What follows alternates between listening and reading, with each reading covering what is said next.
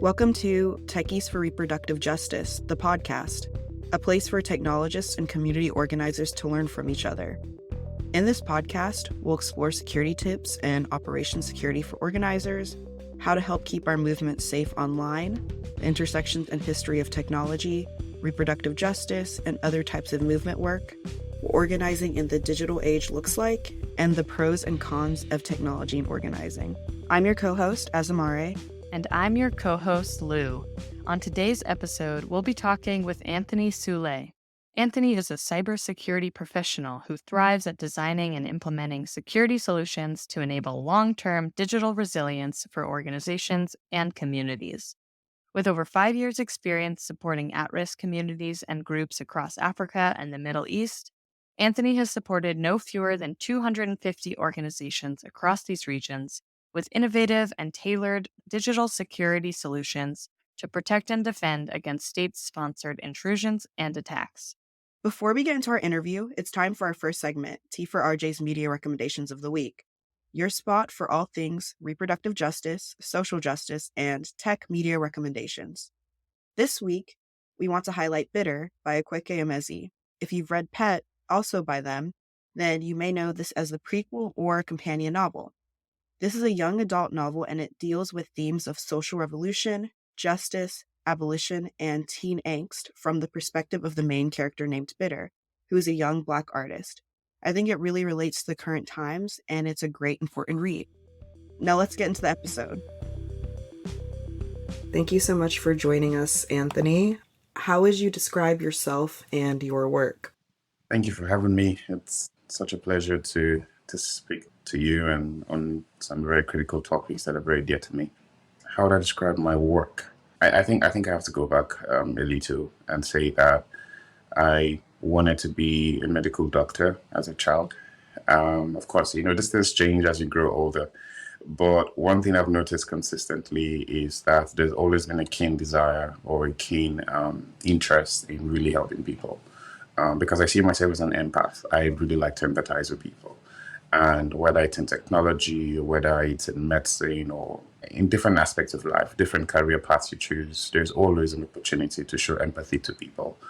And for me, that's very key in my approach to work. I have to always look for an opportunity. And I mean, I work with people who are constantly under attack and constantly being targeted either by state-sponsored actors or the government and things like that. And beyond just being competent at what you do, you have to be an empath. You have to show empathy because sometimes the work can be draining, and it's only if you show concern for people and the fact that these are living humans that you're able to really get over the line and do things. Sometimes when it's your sleeping hours, you're out there trying to fight fires and things like that. So, and for me, empathy is very key in how I approach work, and innovation as well.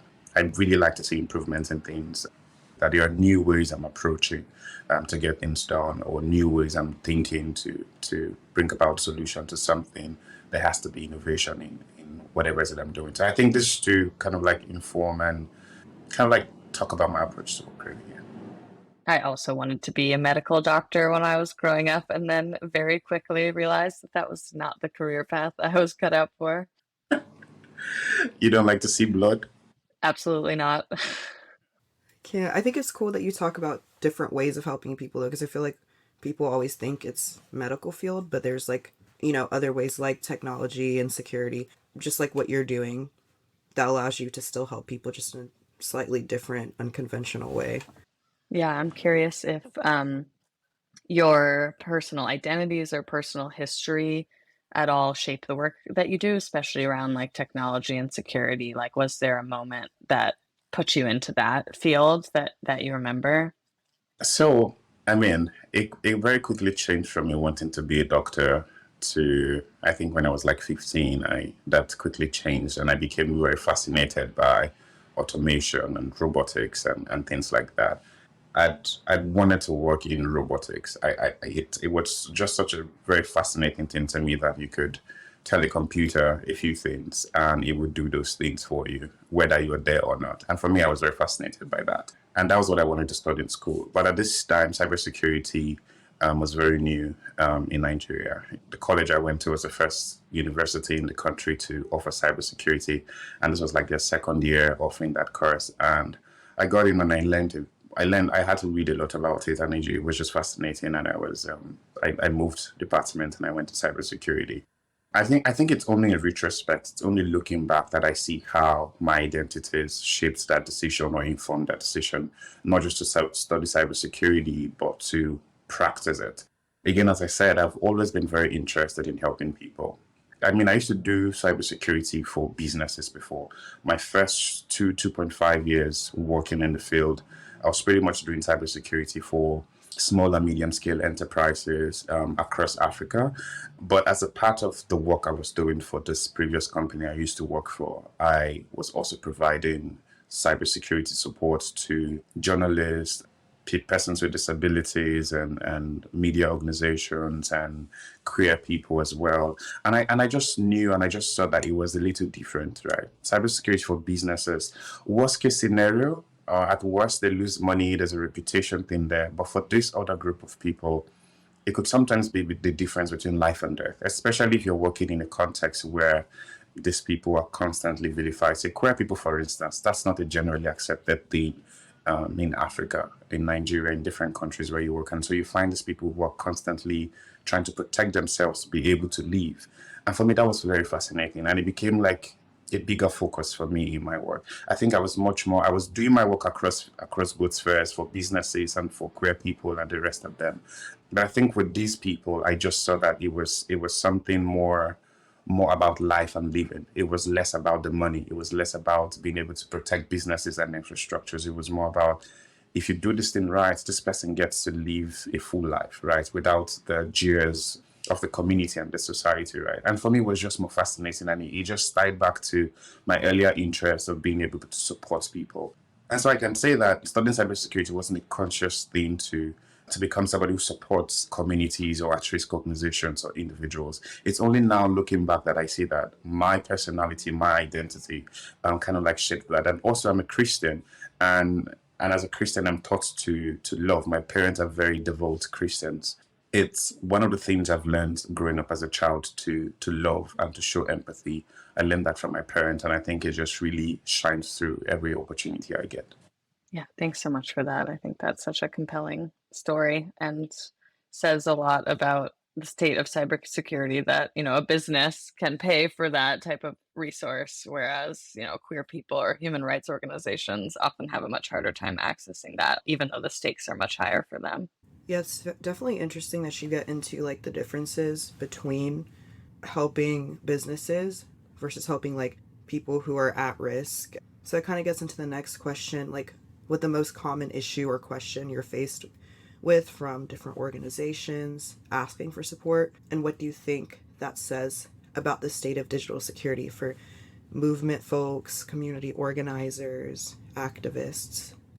I think I get different questions, but I would say one of the most consistent ones is directly or indirectly related to surveillance. I've been doing cybersecurity for more than 5 years now, and I've worked mostly in across Africa and the Middle East. Very recently in Southeast Asia as well, but mostly across Africa and the Middle East.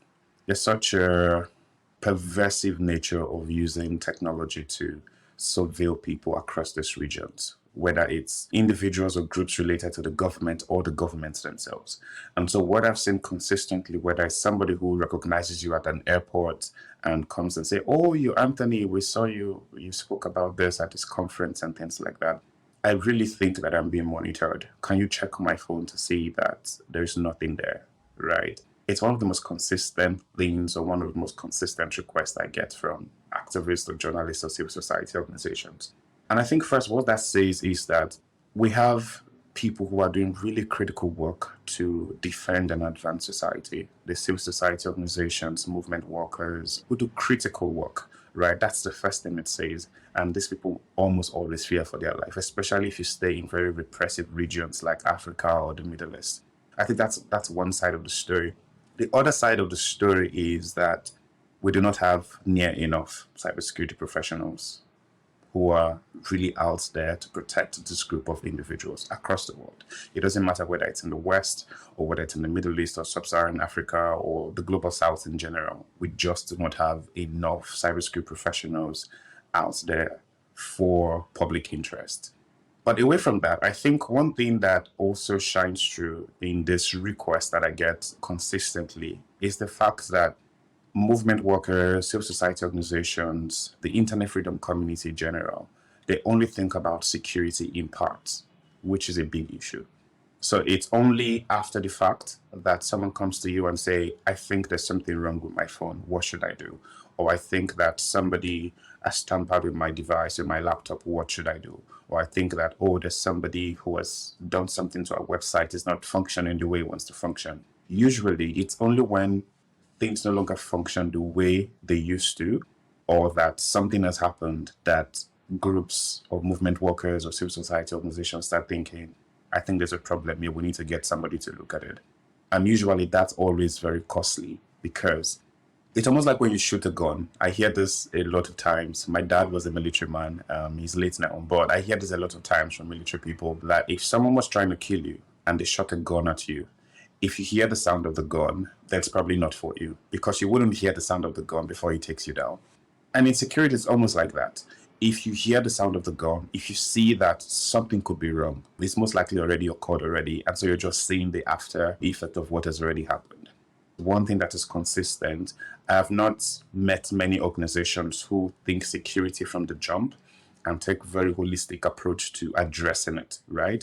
It's usually after something has happened or that something is at a critical level that they start thinking security. And I think that's something that needs to change because, as I said earlier, movement workers, generally, you're doing things that really affect life. It's not just about technology. It's not just about making money, right? It's really about the lives, the sustenance of people, real individuals, people who are flesh and blood, who have families, who have children, who have parents. And these are real humans, real individuals.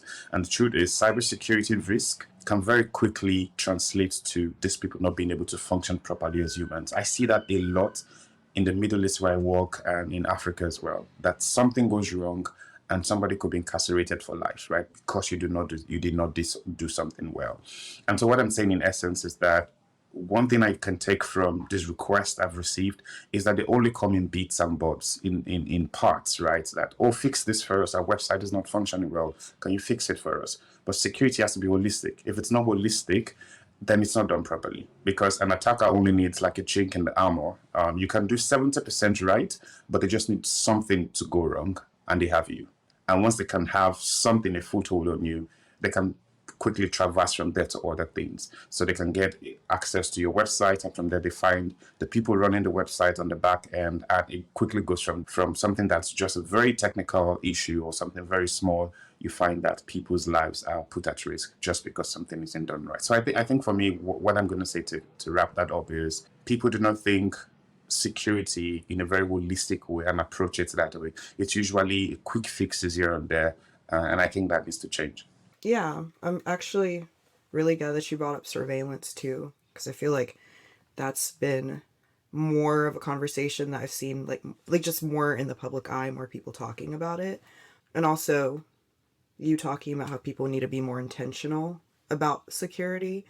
And it's not something that can kind of come after. It's kind of like something that you constantly have to be working towards, because once, it was really interesting hearing you say, like, once something's already happened, it's kind of too late. So thank you for that. Thank you.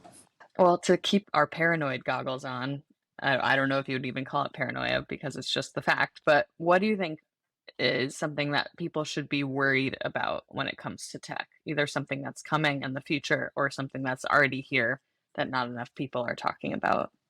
I think it would have to be trust.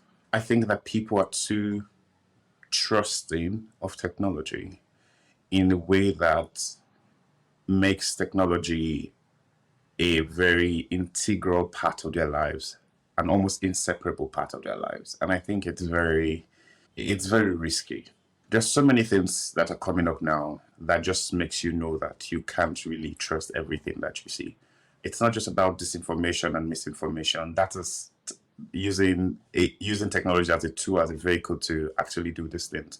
But you find deepfakes, you find people slapping or using the voices of people on made up characters, and they sound very real, they look very real. And this is we're only just getting started.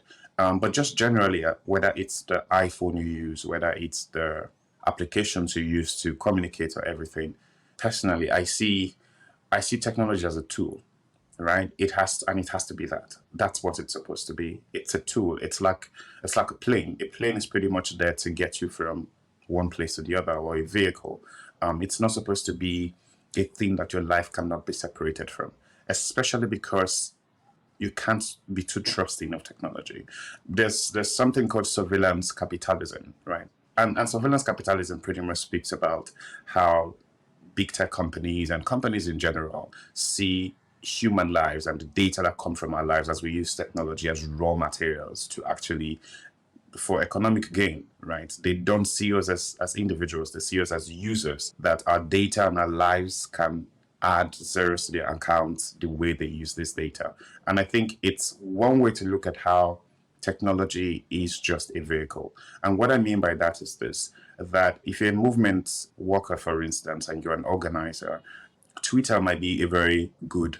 In Africa, Twitter is very big. In Nigeria, especially because there are a lot of very nasty things happening, and Twitter is a very quick way to communicate and get people to come to your help and things like that. I don't know if it's that big in the US or other countries, but I'll use Twitter for instance. It's at best it is that tool or it's that platform where you can quickly get information across.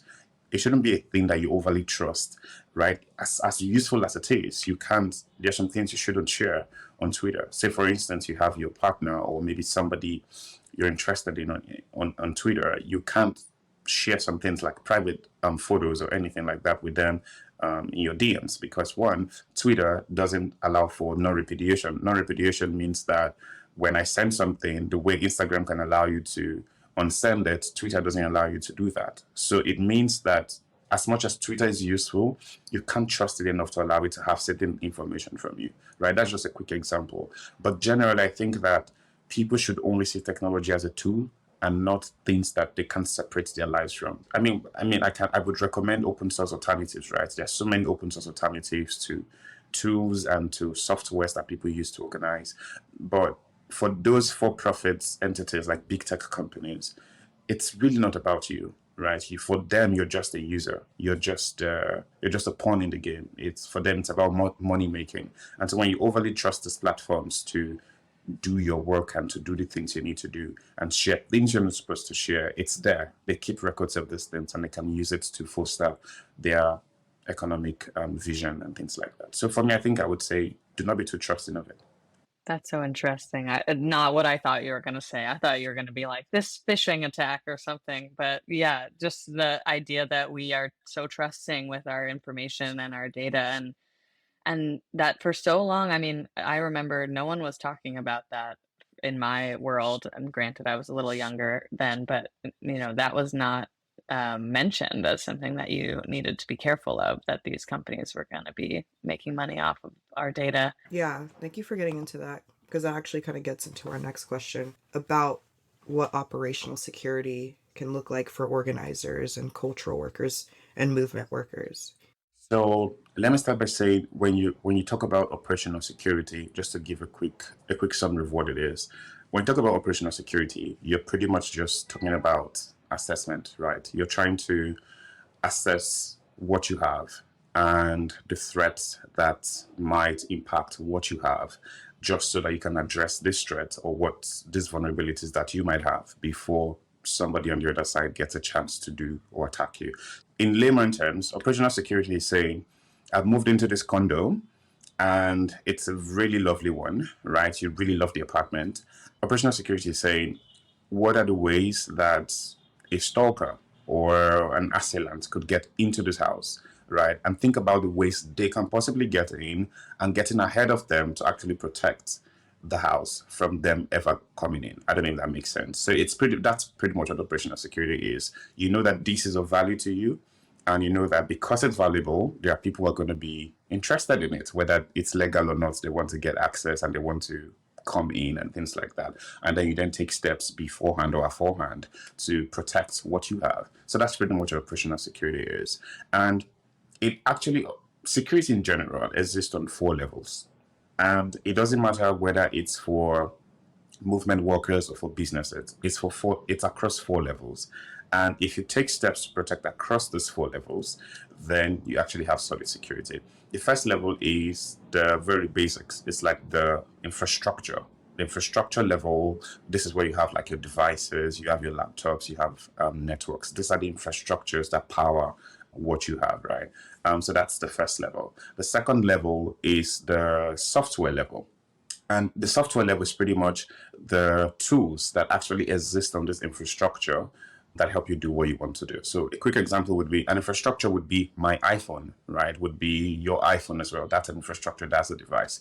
The tool would be the platform that we're using to record this, right? So that is the software. And then the next level after that is the data, right? What exists on the software that you are using. It could be a Microsoft document and you've written names of people that you're organizing with and their addresses and things like that. That is data. That is the third level. And the final level is the people who you're trying to protect or you're doing things with, right? These are the 4 levels. And if you take steps to protect across these levels, you really are doing something great. And again, as I said earlier, it doesn't matter whether you're a business or whether you're a civil society organization or a movement organization. These are the same for everybody. The priority just changes depending on what you do, because as a movement worker, you're probably more concerned about like the data than you are about like the hardware. But the truth is, all of them are important. Now that I've listed or I've talked about these various ways of securing, now what should movement workers do, or how should they approach security, or what should operational security look like for them? Now think about these 4 things I've mentioned. Now, the first thing you want to do is you want to identify your assets. You want to identify what is important to you. There's some things that you can do yourself, and there's some things I think that it's actually best if you got the services of a security professional, because you may not be able to do them. The first 2 things I think you can do yourself. And the first one, as I said, is you need to identify your assets. Usually people just say identify the data that are critical to you. But I don't think it's enough. If you remember, when I talk about devices or infrastructure or software and all of that, they're all key to movement workers as well. So if you just limit it to just data and information, you'll be leaving out a whole other things. And so the first thing, as I said, is you need to identify what is valuable to you. What are your assets? And this could be your mobile devices, the people you work with, what you have on your devices. You need to list everything that is important for you to do your work as a movement organization or as a movement worker. Now, the next thing you need to do is to then identify the threat. The same way I used the condo example, a threat to your condo, the threat to your apartment and the valuables you have inside could be a stalker, or it could be a thief, right? That is a threat, because if they do get in, you might lose valuables, and the peaceful house that you have may no longer be that way because there's trauma from a post-robbery attack and things like that. So you may no longer have your apartment the way you used to have it, right? This is the same way you need to identify threats to all of these assets. So when you think about what is critical to us as a movement, is it our website, right? Our website is critical to us. Our Twitter page is critical to us because that is where we organize mostly. That is where we get communication out very quickly. Now, what are the steps? What are the possible threats to these assets that we have? An example would be if your website is very critical to you and somebody was able to take, I might see a lot of this every day in my work, because you find a lot of people doing really critical work in the Middle East, countries that I can't really talk about, but you find them do really critical work.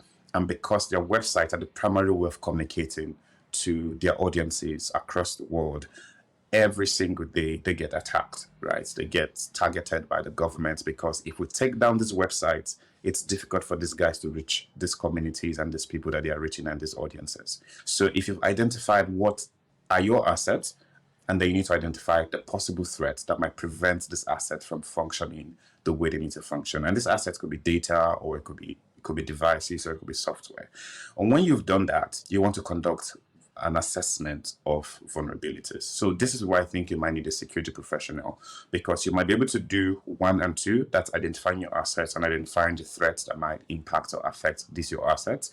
But it might be difficult for you to, if you're not a technical person or a cybersecurity professional, you might not be able to conduct a vulnerability assessment, say on your website, for instance. You might not be able to know what are the risks or vulnerabilities that exist on your website. You need a professional for that. But the vulnerability assessment is pretty much saying, we've identified our assets, we've identified what we think could be a threat to all of these assets.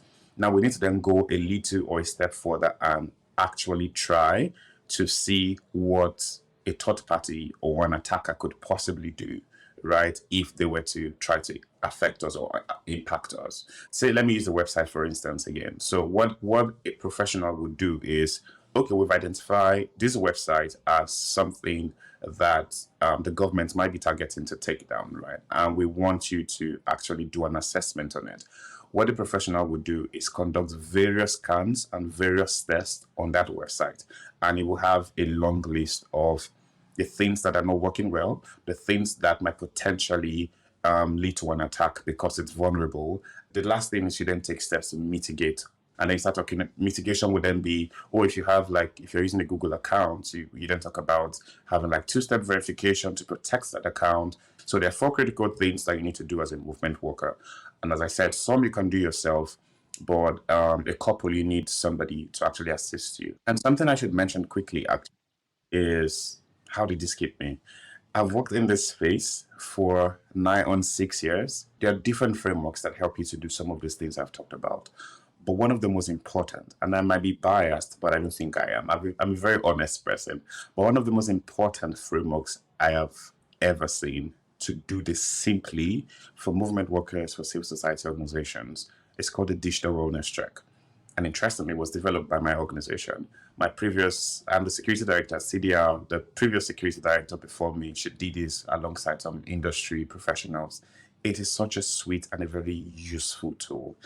It's such an easy tool to use. It doesn't matter whether you're technical or not. It's a very collaborative process that yourself and your co-workers can actually just sit down and ask yourself these questions. Usually there's a professional who sits on the other side and asks you the questions, but you can actually do this by yourself, right? I'm very happy to provide a link to that, and you can just get these documents and ask yourself these questions, very simple questions. It goes through different things like data and devices and how you approach privacy and things like that. And it helps you recognize the things that are actually you're probably not doing well and the things that you're doing well. You can then take the things that you're not doing well, you can just highlight them and say, okay, no, we need to get a professional to fix this for us. But it's a very, very useful document, very useful process, and it can be done collaboratively as well. So the Digital Wellness Check.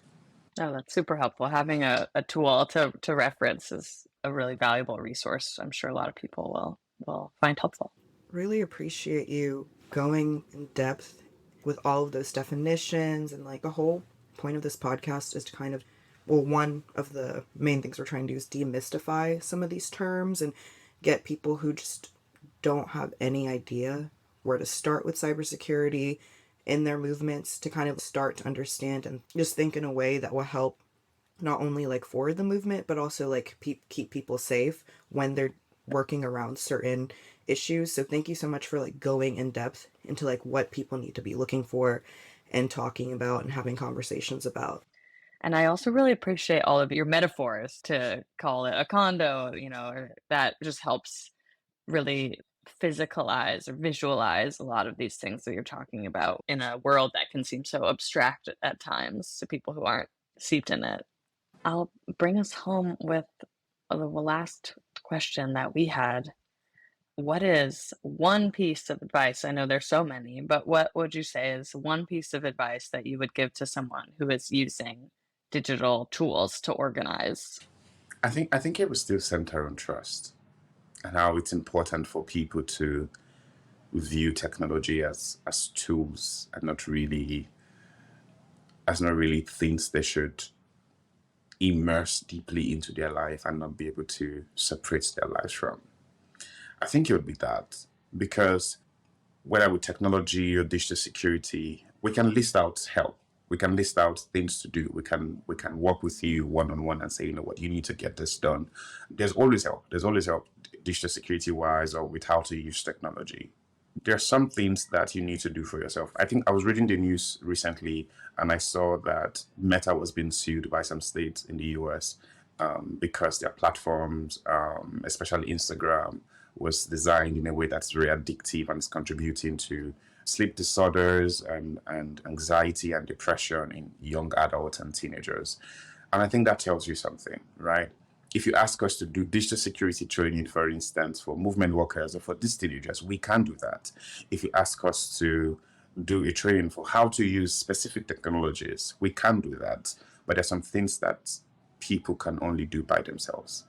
And for me, it starts with how much you trust and immerse your life in technology. I will not stop saying this, but you can't be overly trusting of technology. Use the tools, use the platforms, organize, do your work, but also know that I think I'm overflogging this, but it's just my central message that you can't be too trusting of it.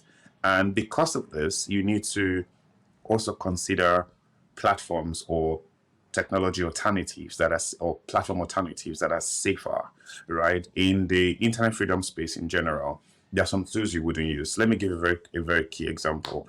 Let's say you have some of your contacts, your colleagues on WhatsApp, for instance, right? You have a WhatsApp group and you send details about some of the things you're doing, whether it's where you want to organize and things like that on WhatsApp. Is WhatsApp safe? Well, to some extent. If you are using WhatsApp to conduct a business transaction, I'll have no problem with that. But if you were talking about somebody who needs urgent digital security support, somebody, an activist who's been arrested in Iran, say, for example, and you're doing some of these things on WhatsApp, I just do not recommend. I just don't recommend. Is WhatsApp safe? Yes, it is. They tell you they have end-to-end encryption, which is good.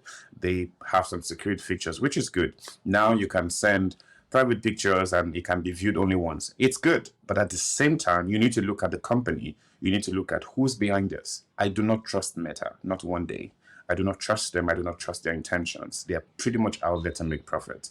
And so when I talk about trust, I'm saying that if you were faced with the choices to use, say, between WhatsApp for communication or something else, what would I ask you to use? I will very quickly tell you to use Signal instead, because we know the people behind Signal. We know that they're open source. We know that they've shown us time and time again that they can be trusted, right? You can't trust the platforms, and we have to consciously choose platforms that we can trust because we know the people behind them. We've seen the codes behind these platforms, and we know that they are not gathering and exfiltrating personal data to a different place and using that data to make money off of us. And so, using the WhatsApp and Signal example, they are both tools for communication, right? And they're both tools to help you speak to your loved ones or speak to your colleagues and things like that. But I would choose Signal over WhatsApp for the obvious reason that I cannot trust Meta and I cannot trust like their intentions with the platform. So again, my message is still centers around trust. Because we can't overly trust technology, the alternative is to then use platforms that have been vetted and proven to be at least friendly to human rights organizations and movement workers. So WhatsApp and Signal is just a very small example. There are so many other examples out there. Really love that you provided examples of what to use and like what to not use. Because sometimes people will say, stay away from this type of app or use this type of app, but not actually dive into what that looks like. And also, like you harping on trust, I feel like that's really important. A lot of people within our movement are starting to kind of realize and like talk about that more. So I really like that you dived into that aspect as well. I just want to say, I know usually organizers or podcasters would say, "Oh, this was so good. I really want to talk to you again." But this is so important to me, and I can talk all day about protecting movement workers and at-risk organizations. If you're organizing anything, if you want training for people, if people are facing like critical digital security need, if you want me to do a digital wellness check training and show them how they can critically do a collaborative wellness check amongst themselves, you can hit me up anytime. I'm very happy to do this any day, anytime. Thank you so much for that offer. That's super generous. And yeah, I'd love to check out the digital wellness toolkit and questionnaire and at the very least share it with our listeners. Do you have any questions for us or any final thoughts you want to share? No questions. I just want to say that you're doing really amazing work. And I'm not saying it's because you invited me to your podcast. It's really true. You're doing really amazing work. And life's dependent on this. There are people who would be able to look back and say, I was able to get through this because of the kind of work you're doing, because you're putting voices together, because you as a group, as a unit, you're really doing the important work that many may not be courageous enough to do. And I just want you to never stop doing that. Again, as I said, from the beginning, you wanted to be a doctor, I wanted to be a doctor. We're not doctors, but we have opportunities to help and to save lives almost, right? I do, again, as I said, I do security for people where it's so critical. If I don't do my job well, somebody could get arrested and jailed for life. And I always have that at the back of my mind. And you also do that as well. You're doing critical work. And I want you to always be proud of yourselves at what you're doing and to never stop. Thank you. Thank you so much, Anthony. It's just awesome to hear when people are interested in the work that we're doing or like think it's important work. You're also doing important work. I hope more people can be inspired to like get into security for movement workers and community organizers. I feel like we're obviously all interested in that in Techies for reproductive justice. So yeah, thank you again for coming on and talking and kind of like diving into these topics and demystifying a lot of the areas in security. Thank you. It was such a pleasure.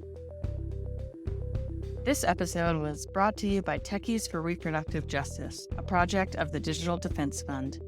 Your hosts for today's episode were Lou and Azamare. Liz was our editor. Thanks, Liz. Many thanks to our guest, Anthony Sule. If you liked what you heard today, stay in touch with us by subscribing. Want to become a member of T4RJ or have ideas for future episodes? Check out our website, techiesforrj.org, to learn more and send us a message. Again, that's techies4rj.org. See you for our next episode, where we interview the founders of T4RJ about their vision, the state of abortion access tech, and what they like for breakfast. Our theme music is Beauty Flow by Kevin MacLeod at incompetech.com. The song is licensed under Creative Commons by Attribution 4.0 license. And thank you to all our listeners. We are grateful to be in this movement together.